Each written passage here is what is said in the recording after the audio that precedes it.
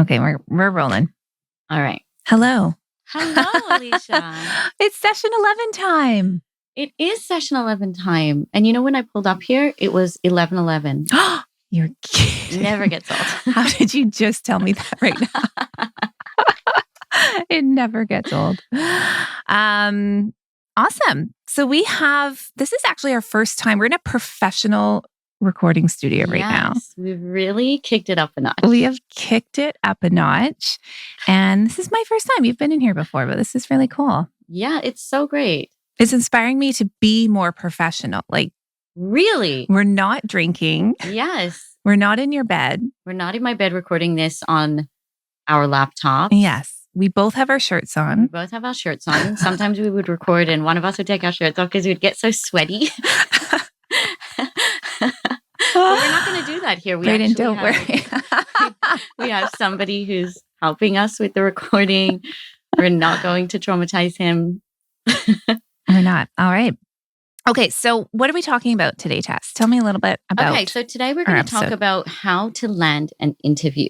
So right now in this moment of time, we're seeing a lot of layoffs and furloughs, particularly in the tech industry. But this is something that happens always, right? Companies grow, they scale too fast, or they scale and then something happens and they have to pivot and they need to downsize. So we know this is something that is a regular occurrence in the workforce. It's a regular occurrence. And right now, it's such a strange time in the job market. I feel like there are some industries are hiring like crazy. Some, as you just mentioned, are scaling back, going through layoffs. There's so many candidates on the market right now. And, you know, one of the biggest pieces of feedback that we get from candidates, and we speak to, as you know, hundreds and hundreds and hundreds a year, is that it's really challenging just to get your foot in the door, just to get the opportunity to speak to a hiring manager, because you're competing against hundreds of other people that are submitting applications. And this is the feedback that we get from people, whether they're entry level or C-suite. It is a competitive time and it's a competitive way to be applying, right? Because typically it's just online, which is challenging. Completely agree. And I think that's some of the biggest value that working with a headhunter or recruiter can bring is because sometimes they can just get your foot in the door. They can get your resume directly to the hiring manager, to the CEO, founder, or VP of talent, so your resume gets seen. And so today's focus of this podcast is we want to give you some tips and tricks on how to do that yourself. Exactly. Yeah. And we're spilling the tea. Spilling the tea. We're giving the inside scoop. We're going to share our secrets, all of our tips. We are often on the other side reviewing all of these resumes. Yes. So we're going to tell you what the hell we're doing. Right. I don't want to get into this now, but I just want to let you know, I don't really get that saying, spilling the tea. No clue. It doesn't make any sense. I don't know. And so whenever you say it or I hear it. How often do I say it? You've been saying it a lot lately. Okay, this is good feedback. You even made a TikTok on 11/11 about Alicia spills the tea. And I was like, what the is she talking about? I'm dying. So let's just I'm gonna Google it because I feel like maybe we could circle back on the next episode in case anybody else is wondering what that means. Yeah. All right. Okay. Thank you for that. Okay, so let's get into it. So before we give you the tips and tricks, we always want to start by talking about mindset and setting yourself up for success. We really believe there is this crucial step of the process of job hunting, in the process of truly anything that you're about to take on in your life, but really creating a well-being plan for yourself to support you with your mental health, which ultimately supports your mindset, which ultimately just puts you in a prime position to be successful. So when it comes to job hunting, a couple of the things we really, really recommend, if you find that you're not working at the moment, set your alarm every morning as if you're going to work. Create some structure in your day. Don't sleep in. Get up and sit at your desk and open up your laptop and use the first 1 to 2 hours to maybe fix up your resume or to get feedback on your resume or to connect on LinkedIn or to apply or research jobs. Use the time really structured and put yourself in that mindset of getting up, being in action as if you're going to work. We also recommend creating a support system for yourself. So having, 2 to 3 really trusted individuals. These people don't have to be in your family. They can be in your professional network. They can be in your family. They can be friends, people that you admire, people who are where you want to be. So enroll them in your journey. Let them know where you're at, what you're looking for. Ask them, to hold you accountable. Ask them to check in on you. Ask them to give you introductions to people that they think would be valuable for you to meet. The third is exercise. And so when I say exercise, this could mean a number of different things. And we know from science, we know from quality research that this is a real instrumental part of your success and your well-being. For your mind, your body, your spirit. Exercise could be going to the gym. It could be doing the Peloton. It could be going for a run. It could be going for a walk every day. I like the latter. I'm a walking girl. I love to go for a walk every day. And this is a form of exercise. So even if you just go around the block, like get up, go out, move your body in any way that feels really nourishing for you. The next is visualization and meditation. So of course, we're going to mention this. We're huge proponents of meditation and mindfulness. We have a whole other business around it called Chapter 2, meditation. And we also practice this in our own lives before we do anything. And it's part of our daily routine. And so meditation and particularly visualization can be really powerful in setting yourself up for a successful outcome. So there's guided meditations you can use. There are a lot of apps out there that you can leverage, or you could just simply put the timer on your phone and for 2 minutes, just sit and breathe, calm your nervous system, allow yourself to visualize yourself getting an interview or landing in the right inbox or getting that call or getting the job. Just allow yourself to go there. And again, there's so much research into how effective visualization and meditation are to a desired outcome, right? Like it's not all woo-woo. No. It's a little bit of woo-woo, a little bit of science. Very little of it is woo-woo these days, I would say. And there's a reason why every high-performing founder and CEO, Oprah, every single top athlete have a meditation practice and a visualization practice. It works. Okay, the next one is mantras and affirmations. So it can be really helpful to just write out a list of 5 to 10 affirmations to support yourself. So that could look like anything from writing down, I am capable, I am hireable, I am moving towards my dream career, my dream role, anything that will affirm you and that feels realistic to you, right? The trick with affirmations is you've got to be able to get behind them. You've got to be able to digest them. So it might not work for you to write like, I am a multi-billionaire, right? That might be, your system will just be like, what? No, you're not. So say things that you can get behind, right? And that feel good, but they are a little bit of a stretch. And we're just rewiring our brains. We're giving ourselves that positive affirmation. We're setting ourselves up for success.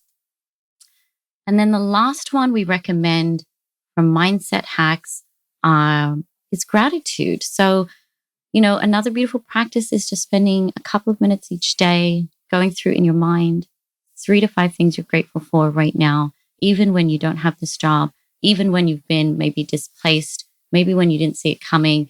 Think of a few things that you're grateful for. It's really helpful to write them down or just reflect on them. And again, this is training our brains to look for things that are going right in our world and attract more of that into our world.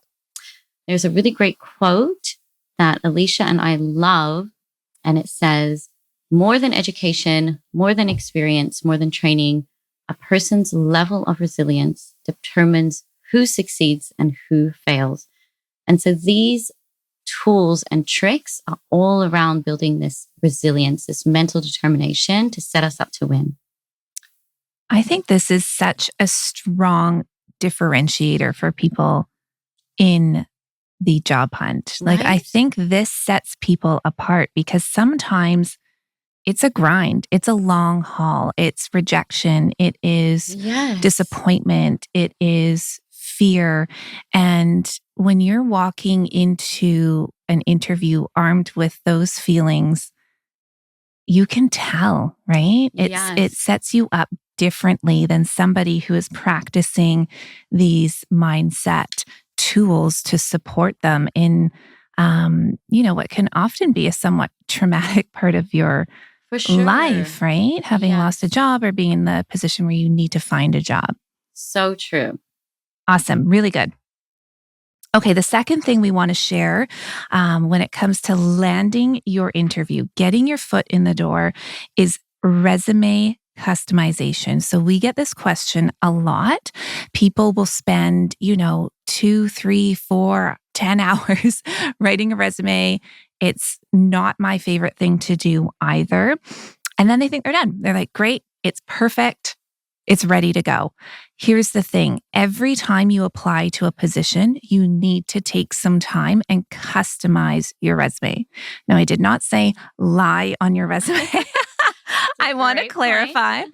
I want you to customize it. So we want it to be really easy for the hiring manager, the person looking at your resume, to see that you are an automatic fit for the position. So this means that using things like keywords in your resume. What's a keyword? Here's a tip.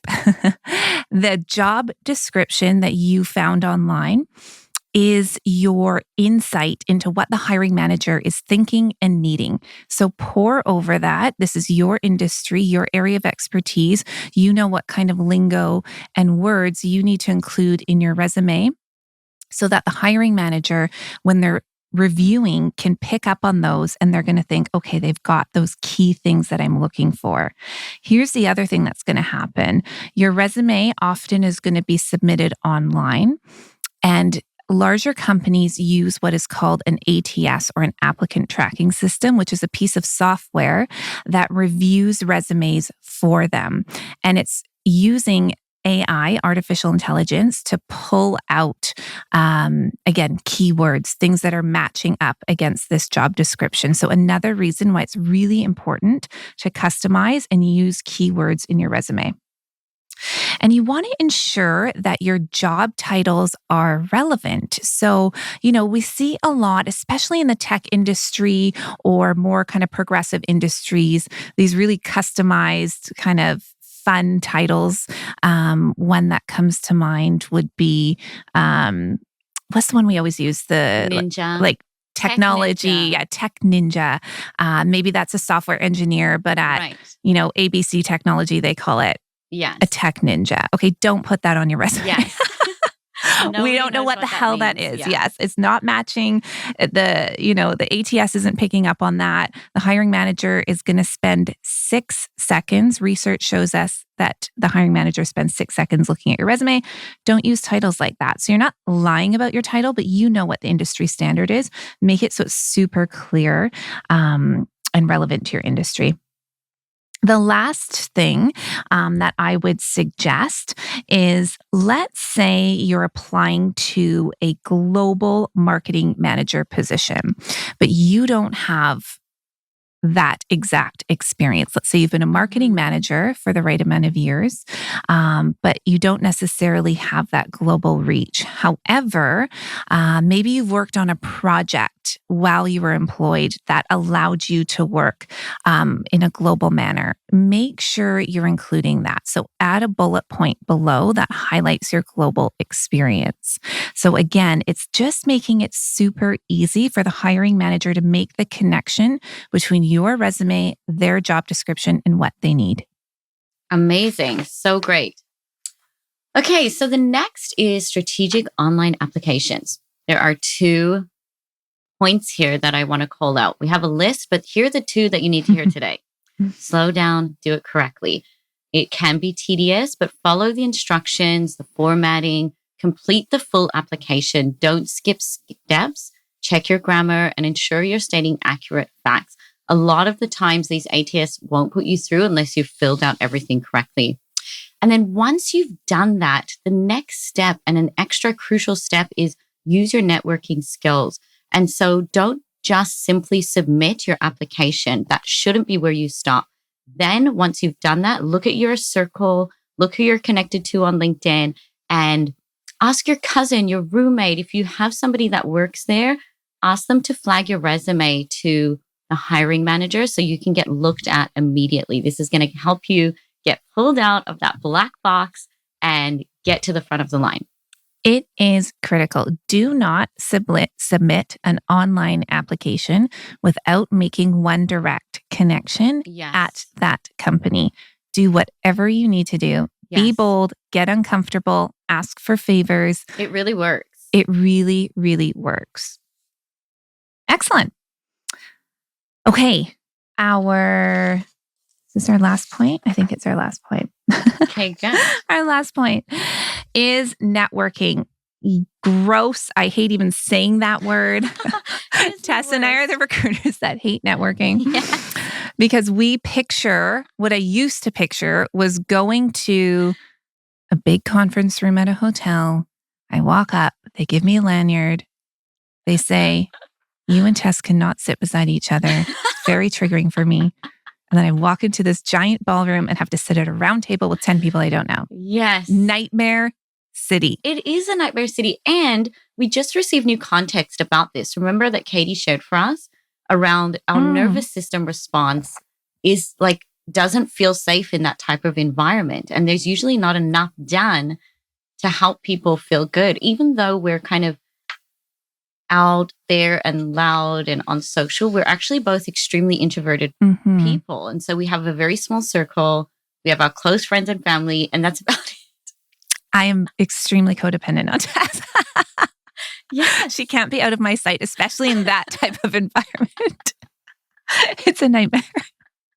Oh my God. So here's the thing. Here's what we did, and here's what we have seen a lot of our candidates have success with, is really reframing networking. Networking is not those uncomfortable situations, having inauthentic, awkward conversations. Networking is creating quality, authentic, and lasting connections. So this does not mean you have to go to a specific networking event. Maybe you do, but it could also be, when you're reaching out to people and connecting on LinkedIn, do a little bit of reading about them, see where they went to school, see what interests or likes they have, what kind of posts are they doing, connect with them on a deeper level, something that resonates with you that they've said at an event or in a speaking engagement, actually taking the time to see how you can connect with somebody one-on-one. And this links back to your point previously around, you need to kind of be bold and get out there a little bit to help your resume get noticed and get that connection in a company. But you can still do that in an authentic way. Yes. Right? Yes. It matters so much how you do that. Do you want to talk about, because I love how you talk about this or phrase it, but when you're making an ask or when you're connecting with somebody, what you should always do. Yes. Yeah. Always ask at the end, thank you so much. And is there anything I can do for you? And I think I spent so long of my career thinking that when I was speaking to somebody who had a higher title than me, I had this belief that there was nothing I could do for them. But there's always something that you can do for somebody else. You might not know, you might not see it, but always ask. And it lands differently on that person because it feels more reciprocal. And it feels like now they're thinking, oh, is there something that this individual can do for me? And it's going to be more of a clean, energetic exchange. And both of you then leave feeling you got something out of it. It's so powerful. I mean, how many times, specifically when we worked in-house for brands that were really desirable, would you get asks to have informational interviews to tell you more about a position, which is great. And you should be doing that. But you have to know that these people are being reached out to all the time, right? Yes. And the few times that somebody said, let me know if there's something I can do for you. Is there something I can offer you? That was game changing. That stopped us in our tracks. Yeah. Right? Because we're like, what? Let me think about Yeah. Actually, yeah, they're totally. Amazing. All right. Do you want to recap our tangible takeaways? So we haven't done this in a while. We always like to kind of recap at the end of our episodes, what we want you to take away from this episode. Yes. And we're so committed to providing value. And so from this episode, for your job search to land an interview, here's what we want you to hear. Number one, take the time to build some mindset tools to set you up for success. Number two, resume customization is really key for every role you're applying to. Number three, be strategic, innovative, and thorough with your online applications. And number four, really important, the new way to network is authentic human connections. Beautiful. And that's a wrap. That's a wrap. Toodles. It was exactly 21 minutes. That's great. That's perfect. I'm sweating to death. I know. I told you it would get on. That's a good time frame.